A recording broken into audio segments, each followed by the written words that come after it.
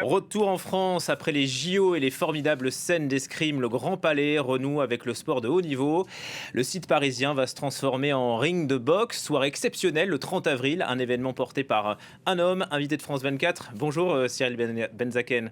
Bonjour, merci de me Merci d'être recevoir. avec nous entre deux séances d'entraînement de kickboxing, je crois, hein. Exactement. Car en plus d'être businessman, eh bien vous êtes 7 fois champion du monde et vous remettez votre titre en jeu. Ça se passe dans 2 semaines au Grand Palais. Vous placez sur les pas de Marcel Cerdan qui avait combattu, je crois, en 1942 sous la Grande Nef.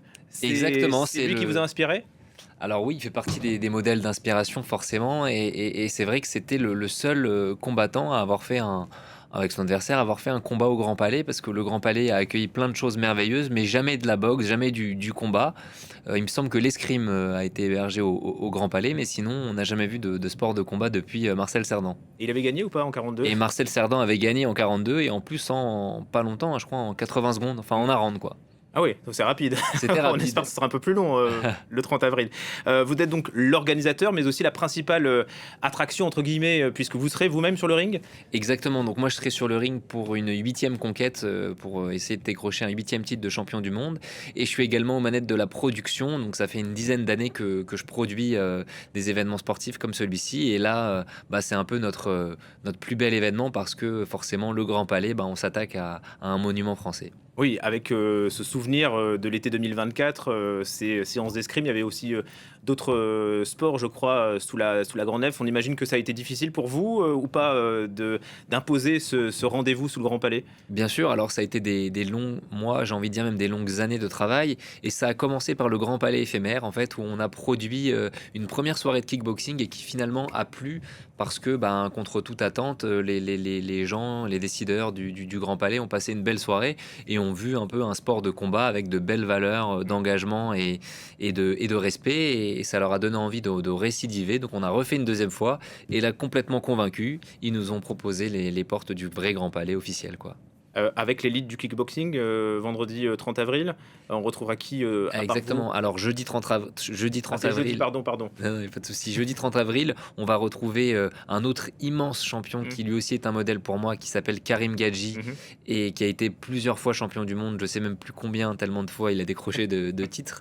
Et à côté de ça, il y a une autre Française qui va faire un championnat du monde. Et en fait, c'est un combat assez fort de messages, parce que c'est une Française qu'on voit Elle est sur derrière moi, l'affiche ou pas? voilà, Ouais. qui est sur l'affiche, Jeanne Huron, Ouais. qui va affronter une boxeuse qui est une réfugiée d'Iran. D'accord. Et du coup, c'est une fille qui vit en France, qui s'entraîne en France, enfin, qui vit pas en France, qui vit entre la France et la Grèce. Ouais. Et du coup, on est très heureux de permettre à cette femme qui, dans son pays, ne peut pas boxer, de venir le faire ici. Donc là, c'est tous les athlètes qui seront présents. Exactement, c'est ça. Vous remettez vous-même votre titre en jeu pour on espère pour vous un 8e titre. C'est quoi le plus difficile? Est-ce que c'est de vous préparer physiquement et mentalement pour l'emporter le 30 avril, ou alors c'est d'organiser cet événement? Alors, je dirais pas qu'il y a un plus difficile. Le plus difficile, c'est d'arriver à rester focus sur les deux Eh objectifs ouais. de manière distincte. Et ce que j'ai appris à faire avec le temps, c'est-à-dire à me rester concentré quand c'est l'entraînement, et quand c'est la journée et que je suis pas en entraînement, de me focus sur le business, voilà, et de gérer les mauvaises nouvelles comme les bonnes nouvelles, pour pas qu'elles n'affectent mon entraînement. Parce que c'est un énorme enjeu hein, pour vous, en tout cas en tant que businessman. Vous dites que vous voulez rentrer dans la cour des grands, vous faites même référence au Super Bowl américain. Vous avez de grandes ambitions. En fait, si vous voulez, je me suis dit, on a la possibilité de se produire dans ce lieu qui est incroyable, et si on fait une bonne première impression, l'idée pour nous serait d'arriver à le répercuter l'année d'après, et chaque année en fait d'avoir une édition, et qui pourrait s'inscrire au même titre qu'un Super Bowl, voilà, dans le calendrier du Grand Palais, comme on a le saut Hermès ou d'autres manifestations. De le réitérer l'année prochaine. En tout cas, c'est un coup de projecteur formidable pour un sport qui n'est pas forcément très connu du grand public, le kickboxing, qui est un sport de combat qui vient du Japon, je crois, Tout à à fait, l'origine. voilà, exactement. C'est un peu les prémices du MMA, où en fait on a trouvé une manière de faire s'affronter des combattants qui boxaient debout dans un ring, et savoir qui était le meilleur entre celui qui fait de la boxe anglaise, celui qui fait du taekwondo, celui qui fait de la boxe thaï, etc. Et on a créé le kickboxing, le K1, K1, qui est devenu un tournoi, une organisation au Japon, où s'affrontaient les meilleurs. Et après, ils ont créé le MMA pour voir qui était le meilleur avec le sol aussi. Et donc, ça se fait quoi, avec les jambes, Donc, exactement. avec les bras, enfin Tout les à fait. poings. Alors, c'est un sport on va dire, où on se sert des poings, On vous des voit, jo- non, c'est pas voilà. vous derrière, mais peut-être qu'on a des images d'un des championnats du monde, je crois. C'est ça. Là, Ouais. là, je vois, c'est les images de la conférence de presse qui a eu lieu. Voilà, ça c'est un championnat du monde, vous êtes sur le ring. Voilà, donc on boxe avec les poings, les jambes et les genoux. Mhm. Et en fait, on est dans un ring. Vous avez vu, c'est des gants de boxe qui sont à peu près les mêmes que ceux qu'on a en boxe anglaise, enfin qui Ouais. sont les mêmes d'ailleurs. Ouais. À la différence que les rounds sont moins nombreux, puisqu'on a 5 rounds pour un championnat du monde, là où en boxe anglaise, vous avez 12 rounds. Mais comme on utilise les jambes, on considère que c'est plus physique. Et donc, on a 5 reprises de 3 minutes. Il y a combien de licenciés en France, pour avoir une idée? Bah, pour avoir une idée, en fait, ce qu'il faut savoir, c'est qu'il y a sur la fédération des sports de combat, des sports de contact, disciplines associées, kickboxing, boxe thaï, tout est mélangé. Ouais. Je crois qu'il y a quand même presque une centaine de milliers de licenciés. Donc, c'est une grosse fédération en vérité en termes de licenciés.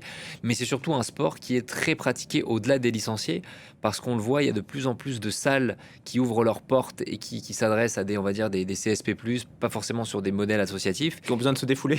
Qui ont besoin de se défouler. On a trouvé les vertus de la boxe parce que on apprend à rester concentré. En plus, quand on enfile des gants de boxe, on peut plus toucher son téléphone, donc on fait une petite détox. Et du coup, et en plus, dans notre sport, on se sert des jambes, donc c'est harmonieux. Et ça permet, par exemple, à des femmes de pas trop se développer que le haut si elles faisaient de la boxe anglaise. Et donc, ça se développe de plus en plus et il y a de plus en plus de pratiquants. D'ailleurs, c'est ce que je l'ai découvert en préparant l'interview, mais c'est très encadré et ça véhicule des valeurs. On est un peu à l'encontre de ce qu'on peut voir de manière brute quand on voit un match de boxe, mais il y a ces valeurs que véhicule le kickboxing. Ce sont lesquelles? Bah, les valeurs qui sont quand même des valeurs un peu qui portent la plupart des sports de combat. Et j'ai envie de vous dire, moi, la valeur que j'aime mettre en avant, c'est la valeur de l'engagement. Parce que sur un ring, en fait, on n'a pas le droit de tourner le dos de la même manière qu'on n'a pas le droit de taper par derrière son adversaire. Et ben, c'est la valeur de se dire que sur un ring, je suis face à mon adversaire comme dans la vie, je suis face à mes responsabilités et je ne leur tourne pas le dos. Sauf que dans la vie, on peut se faire attaquer dans le dos, par contre, Oui. malheureusement, il y a des coups bas. Mais ce que je veux dire, c'est que du coup, voilà, et donc c'est des valeurs plutôt saines. Et même si c'est du combat et du contact, bah, c'est fait dans des règles. Bon, il y a les valeurs, il y a aussi la réalité du ring. Ça peut faire mal, c'est violent. Est-ce que vous avez, vous, déjà été KO, par exemple? Alors non, pour répondre à votre question et pour répondre à la première partie, est-ce que c'est violent? Oui, alors oui, c'est du contact, donc oui, il peut y avoir du sang, oui, il peut y avoir des KO, oui, il peut y avoir des mauvais coups.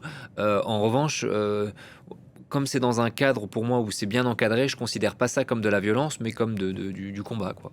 On porte un casque quand on est jeune, me dit-on dans Tout à l'oreillette. fait, bien sûr, exactement. En fait, vous avez un casque jusqu'à un certain niveau, et si vous voulez, vous avez beaucoup d'équipements, et plus vous montez en niveau, plus on vous enlève de l'équipement.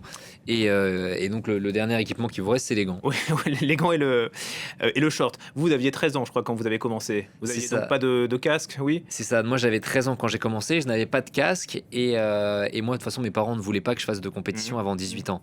Mais quand j'ai commencé la compétition, j'ai mis un casque, et d'ailleurs, j'encourage tous les téléspectateurs qui nous regardent, s'ils ont des enfants qui en font, à vraiment protéger leur tête avec un casque.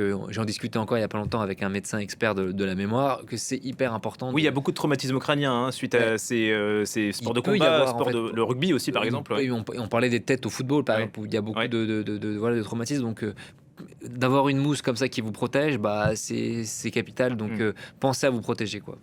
13 ans, ça a été l'électrochoc. Vous dites vos parents ont été plutôt sceptiques. Et puis à 18 ans, vous vous lancez réellement. Vous devenez quoi, pro ou pas?